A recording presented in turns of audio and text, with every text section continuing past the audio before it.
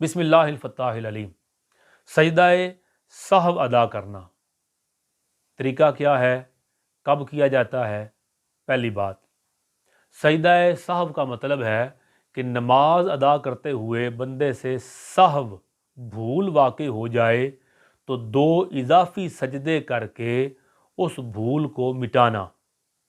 یہ حضور صلی اللہ تعالیٰ علیہ وسلم کی سنت طریقہ سرکار کے عمل مبارک سے ثابت ہے۔ نماز کے اندر سجدہ سہو کب کیا جاتا ہے؟ نماز میں کچھ چیزیں فرائض ہیں، کچھ واجب ہیں۔ جو چیز فرض ہے، فرض 7 فرض ہیں، فرض ادا کرنے میں اگر تاخیر ہو جائے تو سجدہ سہو کرنا واجب ہو جاتا ہے۔ نمبر 2، جو چیزیں واجب ہیں نماز میں، ان واجبات میں کوئی چیز بھول کے چھوٹ جائے تو سجدہ سہو ادا کرنا واجب ہو جاتا ہے، اور سجدہ سہو ادا کرنے سے وہ جو بھول ہو گئی تھی وہ اللہ معاف فرما دیتا ہے۔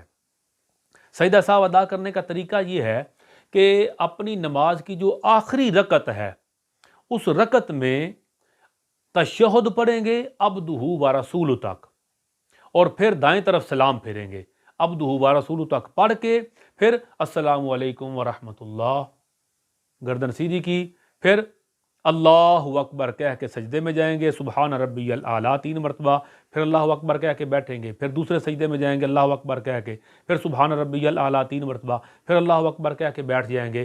2 سجدے ہو گئے۔ پھر جب بیٹھیں گے 2 سجدے کر کے تو اب اتحیات سے دوبارہ شروع کریں گے، التحیات للہ والصلوات، اور یوم یقوم الحساب تک پڑھ کے سلام پھیر دیں گے۔ یہ جو اضافی 2 سجدے کیے ہیں ان کی وجہ سے وہ جو نماز کے اندر غلطی ہو گئی تھی اللہ تبارک و تعالیٰ اس کی معافی عطا فرمائے گا۔ اب یہ بات آپ کے لیے یاد رکھنی خود ضروری ہے کہ نماز کے فرائض کتنے ہیں، نماز کے واجبات کتنے ہیں، اس کی تفصیل جاننا ضروری ہے۔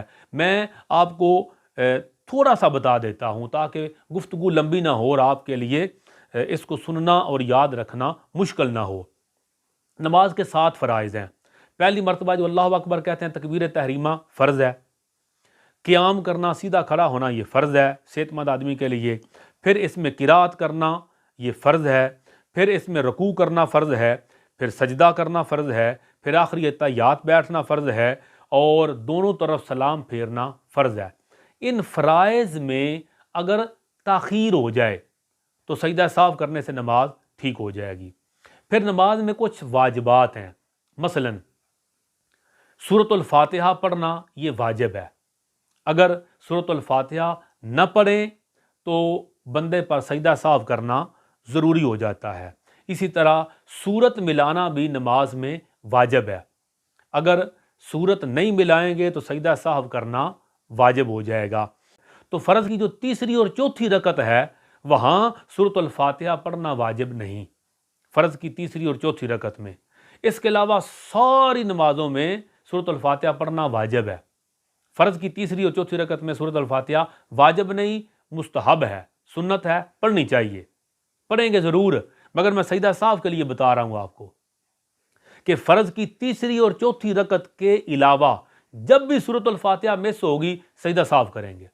فرضوں کی تیسری اور چوتھی رکعت کے علاوہ جب بھی ساتھ سورت نہیں ملائیں گے تو سورۃ الفاتحہ اور سورت کے چھوٹ جانے پر سجدہ سہو کریں گے۔ قومہ کرنا، 2 رکوع کے بعد جو سیدھا کھڑا ہوتے ہیں، اتنا کھڑا ہونا کہ کمر سیدھی ہو جائے یہ واجب ہوتا ہے، اس کو قومہ کہتے ہیں۔ سمع اللہ لمن حمدہ ربنا لک الحمد، یہ کھڑا ہونا واجب ہے۔ اگر نہیں کھڑے ہوں گے تو پھر سجدہ سہو واجب ہو جائے گا۔ اسی طرح کچھ اور چیزیں بھی ہیں، گفتگو لمبی نہ ہو، میں انشاءاللہ یہ نماز کے جو واجبات ہیں ان کو علیحدہ جو ویڈیو بیان کیا ہے، اس پر گفتگو کی ہے، اس کا لنک ڈسکرپشن کے اندر میں دے دوں گا، وہاں سے آپ اس کے فرائض بھی سیکھ لیں، نماز کے واجبات سیکھ لیں، اور اصول فقط یہ یاد رکھیں کہ نماز کے اندر فرض تاخیر ہو جائے اور واجب بھولے سے رہ جائے تو سجدہ سہو کرنا لازم ہوتا ہے۔ سجدہ سہو واجب ہو گیا، بندے کو سجدہ سہو کرنا بھی بھول گیا تو پھر نماز دوبارہ پڑھنی ضروری ہوگی۔ میرا مالک ہمیں اپنی بارگاہ کی درست اور صحیح حاضری نصیب فرمائے، آمین یا رب العالمین۔